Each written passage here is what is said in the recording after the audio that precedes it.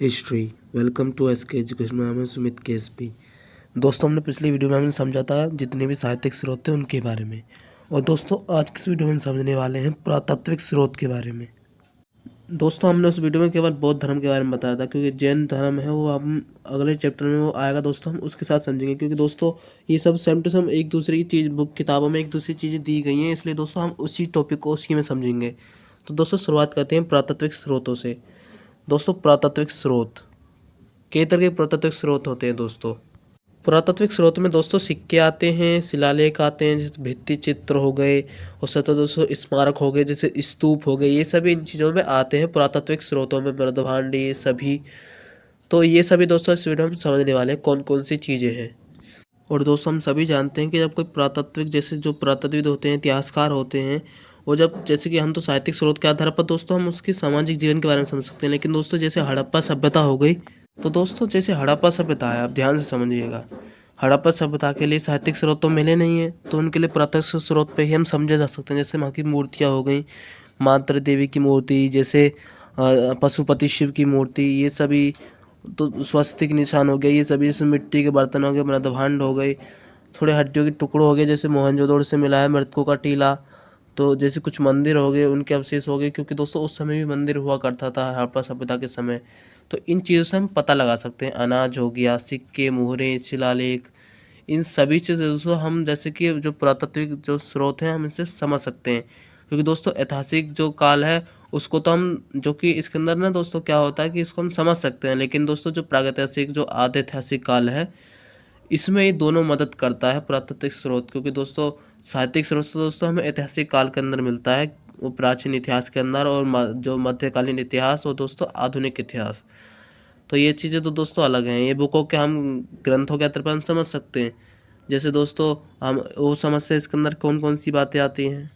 दोस्तों, इसमें क्या सबसे पहले आता है, जैसे कि मैं अभी पहले ही बता चुका हूँ कि इतिहासकार पुरातात्विक जो पुरातात्विक होते हैं, वो प्रागैतिहासिक और आद्य ऐतिहासिक के काल के बारे में, जैसे पाषाण काल हो गया, पुरापाषाण, मध्य पाषाण, ताम्रपाषाण, लौह युग हो गया, इन जैसे चालकोलिथिक एज हो गई, इनको पता लगाने के लिए पुरातात्विक स्रोत की आवश्यकता पड़ती है। और जैसे हमने समझा था कि जैसे कि कोई उत्खनन करते हैं, तो पुरातात्विक स्रोत से हमें पता लग जाता है कि उस समय व्यापार कैसा होता था। जैसे चावल मिले, लोथल लोथल से हम जैसे हम पता लगा सकते हैं कि बंदरगाह था। तो इन चीज़ों से हम पता लगा सकते हैं। वहाँ पे नाव के मतलब पत्थरों पे नाव के चित्र बने मिलते हैं। ये इन चीज़ों से हम पता लगा सकते हैं। जैसे सामाजिक पहलू और धर्म क्या था, ये सब हम इसमें समझ सकते हैं। और क्योंकि दोस्तों उस समय दोस्तों ये भी हमें पता चलता है कि किस तरह की टेक्नोलॉजी थी उस समय। तो दोस्तों पुरातात्विक स्रोत में क्या होता है, जैसे कि कोई जैसे कि जगह, जैसे आप देख सकते हैं मोहनजोदड़ो, तो उसको समझने के लिए दोस्तों हम एक जगह खड़े हैं, वहाँ से तो दिखेगा नहीं, ऊपर से हम जैसे ऊंचाई पे जाकर हम, जैसे कि दोस्तों क्या है कि अंतरिक्ष में जैसे हवाई जो जैसे कि होता है ना, जैसे हम जैसे आजकल जैसे रिमोट सेंसिंग होता है, उसको छोड़ा जाता है हवाई सर्वेक्षण के द्वारा। तो ऊपर से उसके पूरा दस्तावेज लेता है, उसका फ़ोटो खींचता है, उससे पता चलता था कि स्थल किस तरीके से है, तभी तो हम समझ पाएंगे। वरना ऐसे ही हम हड़प्पा सभ्यता के शहर में घुस गए तो वो तो अजीब से दीवारें दीवारें लगेंगे, कुछ पता ऊपर से चलेगा नहीं किस तरीके की इधर को गली जा रही है, नक्शा बना हम सकते नहीं इस तरीके से। तो दोस्तों इन चीज़ों की ज़रूरत पड़ती है प्रत्यक्ष स्रोत के अंदर। और फिर दोस्तों जैसे कि हम कोई एक कई तरह के वैज्ञानिक इसके अंदर होते हैं, जैसे जीवाश्म विज्ञानी हो गए जो हड्डियों की जांच करते हैं, परमाणु विज्ञानी हो गए जो कि दोस्तों जो जीवाश्म होते हैं उनका अध्ययन करते हैं, और भूपुरातत्वविद हो गए, वो दोस्तों पृथ्वी के अंदर जो भी कुछ भी पैटर्न है ना, किस तरीके से पृथ्वी जैसे भूकंप आया होगा, क्या हुआ होगा, इस चीज़ का ये पता लगा लेते हैं। जातीय पुरातत्वविद दोस्तों अतीत के बारे में समझते हैं कि किस तरह की जनजातियाँ होती थी उस समय। और फिर दोस्तों इन चीज़ों की जांच से प्रत्यक्ष स्रोत के आधार पर हम पता लगा लेते हैं कि क्या क्या हुआ था उस समय। और दोस्तों क्या होता है, इसी बीच आता है उत्खनन। जब हम उत्खनन करते हैं तो दो तरीके के उपयोग होते हैं, एक तो ऊर्ध्वाधर होता है, एक क्षैतिज इकाई में होता है। क्योंकि दोस्तों अगर हम जैसे कोई खुदाई करते हैं, किसी चीज़ को जांच पड़ताल करते हैं, यदि कोई चीज़ वहाँ पे टूट गई खुदाई करते वक्त, तो उसका अतीत ही नष्ट हो जाएगा उसका। तो उसको ज़रूरत पड़ती है, जैसे हम समझते हैं जैसे कि रेडियो कार्बन द्वारा काल निर्धारण किया जाता है उस समय क्या था। ऊर्ध्वाधर में दोस्तों स्तरीकरण के द्वारा काटा जाता है, जैसे कि लाइन लाइन से आराम आराम से काट दिया जाए गहरे स्तरों पर धीरे धीरे से, तो उस समय खुदाई का पता लगा जाता है। और जैसे क्षैतिज हो गया, क्षैतिज में क्या होता है दोस्तों कि एक एक परत को हम इसके छाँटते हैं उस समय पता लगा लेते हैं कि इन 2 विधियों से दोस्तों कोई चीज़ नष्ट नहीं होती। यदि हम ऐसे ही खोदते जाएँ तो चीज़ें नष्ट हो जाएँगी, इतिहास का पता ही कैसे लगेगा। तो इन चीज़ों की ज़रूरत पड़ती है, जैसे कि हमें कोई वहाँ पे कुछ पुरावशेष मिलते हैं, जैसे हड्डियाँ हो गई, दाँतें हो गए, तो उन चीज़ों से हम पता लगा सकते हैं। और दोस्तों कुछ उदाहरण उदाहरण हैं, जैसे क्या होता है उनके अंदर, जैसे कि वो काल निर्धारण करते हैं ना किस समय क्या था। जैसे दोस्तों थर्मोल्यूमिनेंस डेटिंग हो गई, उसके द्वारा दोस्तों जो बर्तन थे, वो टेराकोटा होता है ना, वो पकी हुई मिट्टी के बर्तन, उससे पता लगा सकता है। जैसे मूर्तियाँ, तो उनसे पता लगा सकता है कितनी पुरानी है। और एक तो होता है दोस्तों डेंट्रोकोलॉजी, जो कि दोस्तों वृक्ष वृक्ष होते हैं, उनके तने तने तने के पूरे बारे में पता लगा सकता है कितना पुराना होगा, उसकी आयु तय की जा सकती है कितना पुराना वृक्ष होगा ये। इस तरीके से पूरा इतिहास हम समझ सकते हैं। और दोस्तों यही इसके अंदर ज़्यादा महत्वपूर्ण माने जाते हैं। कुछ दोस्तों मुद्रा शास्त्री भी इसके अंदर आते हैं, पुरालेख शास्त्री भी आते हैं, क्योंकि दोस्तों हम सभी जानते हैं कि जब इंडो ग्रीक जो शक और पहलव और कुषाण राजाओं ने जब यहाँ पे शासन करने आए थे, तो मुद्रा शास्त्र यहाँ पे प्रणाली शुरू हो चुकी थी। और कुषाण शासक ने ही सबसे पहले शुद्ध सोने के सिक्के चलाना शुरू कर दिए थे। और ये सभी दोस्तों इसके अंदर ज़्यादा महत्वपूर्ण माने जाते हैं। पुरालेख में दोस्तों हम समझ सकते हैं, जैसे कि अशोक के द्वारा, समुद्रगुप्त के द्वारा किस तरीके से उनके मतलब कि दोस्तों जो अभिलेख थे वो लिखे गए थे। तो इसी में दोस्तों सबसे महत्वपूर्ण आता है सिक्के। और सिक्कों के दोस्तों सिक्कों की भी ज़रूरी होती है। और मुद्रा शास्त्र दोस्तों, सिक्कों का अध्ययन को ही मुद्रा शास्त्र कहा जाता है। उस समय देखते हैं कि किस तरीके से, जैसे प्रारंभिक भारत में दोस्तों क्या था कि सिक्के तांबे के और चांदी और सोने के और शीशे के बनते थे। तो इन चीज़ों से हम पता लगा सकते हैं, जैसे कि पक्की मिट्टी थी, उसकी सिक्के दोस्तों कुषाण काल से ही संबंधित थे, क्योंकि उसी समय बनाए जाते थे। और आगे चल के जैसे जब हम देख सकते हैं, जैसे जब मौर्य काल था और जब थोड़ा समय हो गया था, जैसे जैसे कि दोस्तों जब मौर्य काल की समाप्ति शुरू हो गई थी ना, तो उस समय दोस्तों सीसा के सिक्के हो गया, पोटिन, तांबा और कांसे के सिक्के, चांदी के सिक्के ये बनने लगे थे। तो इससे हम दोस्तों हम समझ सकते हैं कि कैसे कैसे सिक्कों का निर्माण शुरू हो गया था। यानी कि दोस्तों जब कुषाण शासक थे ना, तो कुषाण के समय थोड़ा विकसित था। और फिर दोस्तों धीरे धीरे हम जब देखें कि मौर्य काल में, उससे मतलब कुषाण से पहले, तो उस समय दोस्तों थोड़ा थोड़ा विकसित हो रहे थे। उस समय हम देख सकते हैं, जैसे अभी मैं बताया कि कांसे के सिक्के, चांदी के सिक्के, ये सभी चलने शुरू हो गए। तो इसी में दोस्तों सबसे महत्वपूर्ण था आहत सिक्का। आहत सिक्का भी था दोस्तों, क्योंकि दोस्तों इसको क्या था दोस्तों, हम इसको समझते हैं। इनको छपा जैसे कि आज मतलब छपाई करते हैं ना, तो उसी तरीके से इसको डिजाइन की जाती थी, इसको छापा माना जाता था, इसलिए इसको आहत कहा जाता था। और ये अधिकतर दोस्तों तक्षशिला के इलाके में मिले मिले हैं ये सिक्के। तक्षशिला दोस्तों आज पाकिस्तान के पास पड़ता है और अफगानिस्तान के बीच में, ये मध्य उसी के आसपास स्थित है। फिर दोस्तों हम देख सकते हैं, जैसे कि मगध साम्राज्य के अंदर तो दोस्तों इन सिक्कों की शुरुआत तो होने ही लगी थी उस समय। और दोस्तों अब मैं आप पहले भी बताया था कि इंडो ग्रीक जब आए थे भारत के अंदर, तो सोने के सिक्के उन्होंने चलाने शुरू कर दिए थे, चांदी के भी। तो इस तरीके से हम दोस्तों हम समझ सकते हैं सिक्के के अध्ययन के बारे में। हम कैसे, मैंने पहले बताया कि उसमें पता लगा लेते हैं मुद्रा शास्त्र के माध्यम से। फिर दोस्तों जैसे कि क्या है कि हम जो इंडो ग्रीक के शासक थे ना, उनके बारे में हम जान लेते हैं सिक्कों से ही, क्योंकि हमें ऐसे पता नहीं मिलता कि क्या सच में इंडो ग्रीक का शासन हुआ था। तो इसके सबूत तो दोस्तों सिक्कों से ही मिलते हैं। तो ये ज़रूरी हो जाता है कि सिक्के ज़रूरी थे उस समय। एक और सिक्का था दोस्तों, वो था दोस्तों बीमा कडफिसेस। ये सिक्का दोस्तों इंडो ग्रीक के द्वारा ही लाया गया था। और जब दोस्तों यहाँ पे इंडो ग्रीक शासन करने लगे थे ना, तो यहाँ पे जो कि भारतीय देवता थे, विष्णु, ये सब, इन सभी को ये मानने लगे थे। तो इस सिक्के पे दोस्तों एक बैल का चिन्ह मिला और एक शिव की आकृति मिली है।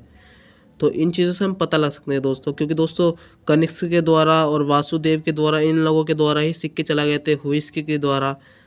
तो ये सभी जैसे कि दोस्तों हम समझ सकते हैं दोस्तों कि कौन कौन से राजाओं ने चलाया था सिक्का, कि सबसे ज़्यादा जैसे कि जो राजा थे, चंद्रगुप्त हो गए और कनिष्क, ये सब राजा, इन इन राजाओं के द्वारा सिक्के चलाए गए थे। और दोस्तों इससे इससे भी ये पता लग जाता है कि सिक्के से, जैसे कि मैं पहले बताया कि राजाओं का यहाँ पे इंडो ग्रीक का शासन हुआ था, जो छत्रम के नाम से जाना जाता है। छत्रम का मतलब होता है दोस्तों जो बाहर से आए हैं। और इन्हीं के द्वारा, जैसे कि जो शक संवत है दोस्तों, आपको पता होगा शक संवत कनिष्क के जब ये चलाया है उसी समय। तो दोस्तों यहाँ से भी हम समझ सकते हैं कि कैसे यहाँ पे जब जैसे विक्रम संवत चला गया था, शक संवत जैसे उसी समय चला गया था, तो उस तिथियों के बारे में हम पता लगा सकते हैं। सिक्कों पे तिथियाँ लिखी गई हैं। एक हो गया दोस्तों योधेय सिक्का, और एक दोस्तों मालव सिक्का। ये भी दोस्तों उसी समय के थे जब इंडो ग्रीक का शासन हुआ था या भारत में आने लगे थे। और फिर दोस्तों यहाँ से हम देख सकते हैं कि कुछ सिक्कों पे तो जैसे सातवाहन सिक्के हो गए ना, तो वहाँ पे कुछ जहाज की आकृति मिलती है, तो हम उसे समझ सकते हैं कि हाँ व्यापार उस समय होता था। तो एक और दोस्तों इसी के अंदर महत्वपूर्ण माना जाता है दिनार नाम का सिक्का, जो सबसे प्रसिद्ध माना जाता है सिक्का। ये पूरा मतलब दोस्तों इसके अंदर ना, इससे हम पता लगता है कि गुप्त काल के अंदर ये सिक्के चलाए गए थे। जैसे दिनार सिक्का हो गया। और फिर दोस्तों इसके अंदर जैसे कि हम देख सकते हैं ना कि किस समय, जैसे कि हम देख सकते हैं जैसे कि समुद्रगुप्त हो गए और कुमारगुप्त हो गए, इनको तो सिक्कों पे बीड़ा बजाते हुए दिखाया गया है। और असम में व्यग हो गया, ये सभी संगीत वाद्य, धनुष, और धनुष के जैसे धनुष चलाता हुआ व्यक्ति आप देख भी सकते हैं दोस्तों, उसमें सिक्का दिया गया होगा, उसके अंदर एक छापा पड़ा होगा, उसके अंदर बताया गया कुमारदेव और जो चंद्रगुप्त प्रथम है उनके आपस में सिक्के, दोनों दोनों सिक्के पे छपे हुए हैं। तो दोस्तों ये सब उस समय होता था। और दोस्तों कुछ कुछ तो कहते हैं कि उस समय कोड़ियों का उपयोग भी किया जाता था। कोड़ियाँ चलते थे ना दोस्तों, जो समुद्र में पाए जाते हैं उसके अंदर। फिर दोस्तों इसके अंदर सबसे महत्वपूर्ण आता है शिलालेख। शिलालेख दोस्तों मैं पहले ही बता चुका हूँ, शिलालेख पत्थरों पे लिखे जाते थे, क्योंकि दोस्तों पहले समय में तो दोस्तों भोजपत्र हुआ करते थे, वह लगभग वैदिक काल के आसपास। तो फिर दोस्तों हम देख सकते हैं जैसे पुरातात्विक स्रोत के आधार पर जैसे हड़प्पा सभ्यता के अंदर शिलालेख भी लिखे गए थे, वो तो आज तक पढ़े पढ़े तो जान ही सके हैं कि किस तरीके से वो थे। लेकिन दोस्तों जब हम देख सकते हैं कि जब दोस्तों अशोक का शासनकाल था, उस समय शिलालेख ज़्यादा लिखे गए थे।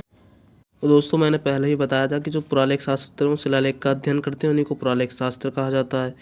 और उसी समय जैसे कि मैं पहले बताया कि अशोक के शासनकाल में तो शिलालेख बहुत ज़्यादा लिखे गए थे, उनको पढ़ा भी जा सका है। जैसे अरामाइक भाषा हो गई, और ग्रीक लिपि हो गई उसमें, और खरोष्टी जो कि गांधार से शुरुआत हुई थी इसकी, ब्राह्मरी जो कि दोस्तों भारत में ज़्यादा प्रसिद्ध है। ब्राह्मरी से सब कुछ भाषा जितनी भी, जैसे हिंदी हिंदी भी होगी दोस्तों, गुजराती, बंगाली और मलयालम, कन्नड़, तेलुगु, ये सभी भाषा इसी से बनी है, ब्राह्मरी लिपि से।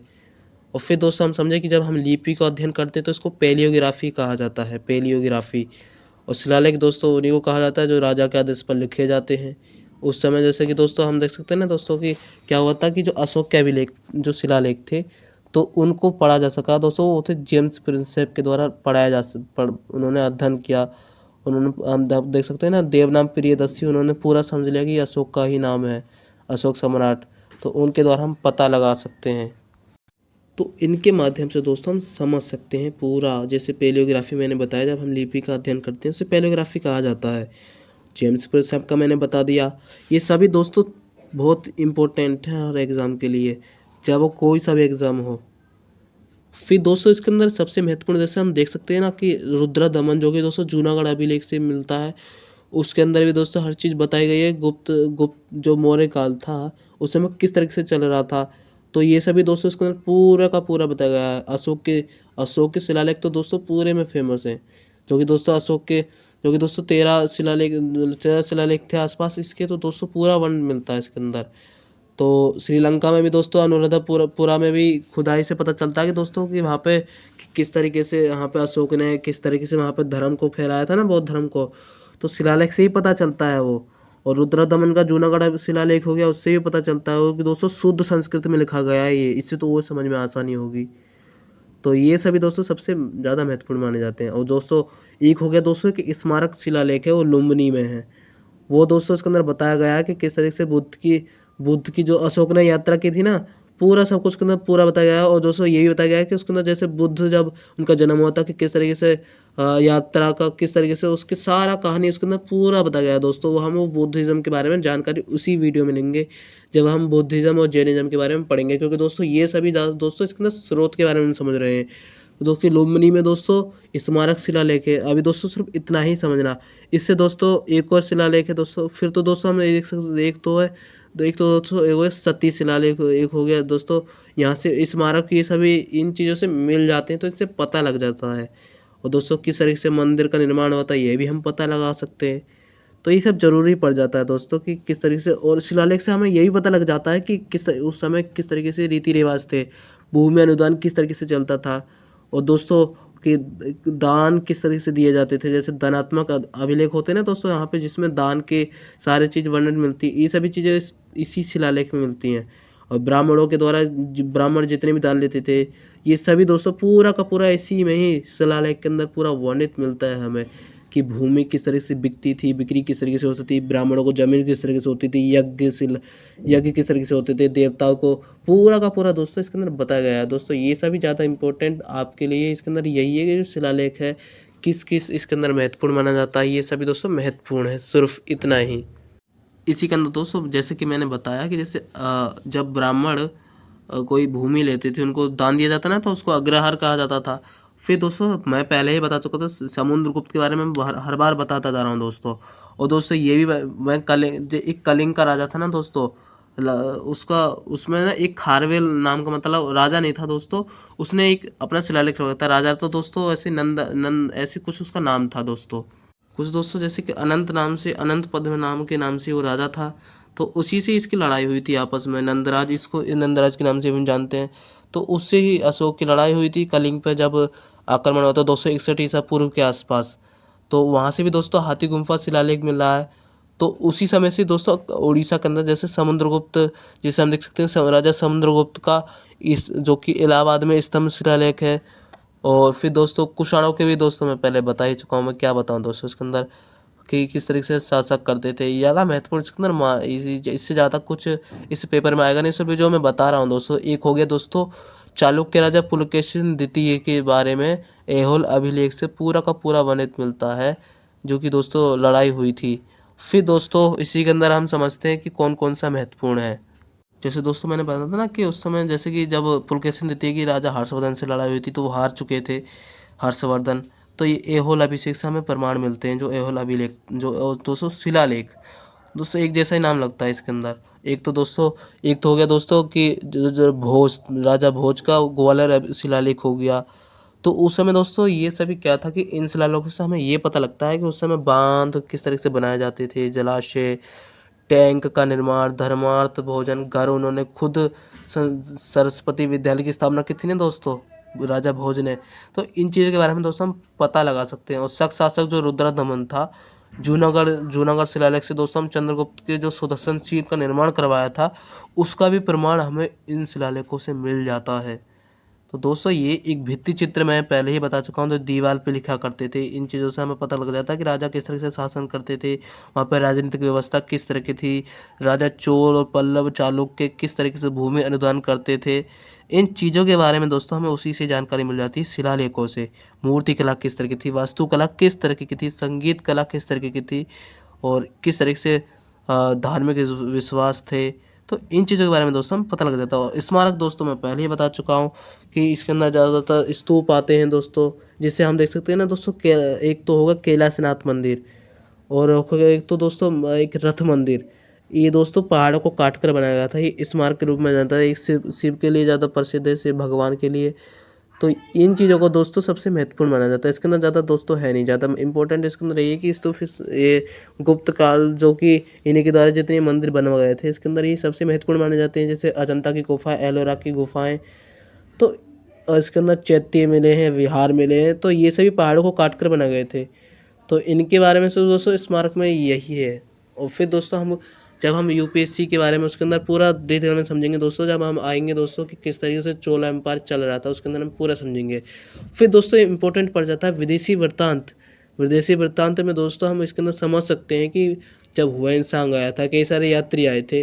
वो तो दोस्तों क्या हुआ था कि एक बार जब एक किताब से हमें पता मिलता है कि सेंड्रोकोटस नाम का, तो उसके बारे में कहा जाता है कि एक व्यक्ति था जिससे सिकंदर उससे मिले थे। फिर उसका जो सेलिकस निकेटर था, उससे उसकी लड़की से, उसकी कानेलिया से, जो कि सेंड्रोकोटस का विवाह हो गया था। तो इससे हमें पता लग जाता है कि ये चंद्रगुप्त ही था, जो विलियम जोन्स ने इसका पता लगा दिया पूरा का पूरा। इसी के अंदर दोस्तों सबसे ज़्यादा महत्वपूर्ण आते हैं, जैसे मेगास्थनीज हो गया है, डायमेकस हो गया है, डायनोसियस हो गए, सेलुकस। और मेगास्थनीज को तो भूलना ही नहीं है दोस्तों, इसकी प्रमुख पुस्तक है इंडिका। क्योंकि दोस्तों इसके अंदर विदेशी वृत्तांत के अंदर दोस्तों आपको सिर्फ किताबों के नाम ही याद करने हैं, ज़्यादा इसके अंदर इम्पोर्टेंट है ही नहीं। एक तो दोस्तों एक मिस्र में एक लेखक था, उसको तो अज्ञात लेखक कहा जाता है। उसने एक पेरिपेलिस ऑफ एथेरियन सी नाम की एक किताब लिखी थी। तो उसके अंदर ये पूरा का पूरा हमें समुद्र के बारे में, वहाँ पर कुछ समय शासन चला था, ये सब पता लग जाता है। एक टोलेमी थे, उनके द्वारा भी हमें पता लगता है, जैसे जियोग्राफी उनके द्वारा लिखी गई थी। और एक मैं पहले ही बता चुका हूँ दोस्तों कि किस तरीके से इन्होंने लिखा गया था। जैसे इसी में सबसे महत्वपूर्ण आते हैं जैसे स्ट्रैबो, एरियन, प्लिनी, और इन सब के द्वारा दोस्तों ये यूनानी विवरण इनके द्वारा पूरा का पूरा दोस्तों इन्हीं के द्वारा पता लगता है कि विदेशी वृत्तांत में कौन कौन से शासन रहा करते थे। सिकंदर का आक्रमण के द्वारा दोस्तों एरियन ने तो दोस्तों पूरा सिकंदर का आक्रमण पूरा हमारा के अपनी किताब के अंदर लिख रखा है। फिर दोस्तों इसके अंदर क्या है कि हम इसके अंदर महत्वपूर्ण समझते हैं कि एक तो हो गया दोस्तों हेरोडोटस के द्वारा लिखा गई अपनी एक हिस्ट्री बुक हो गई।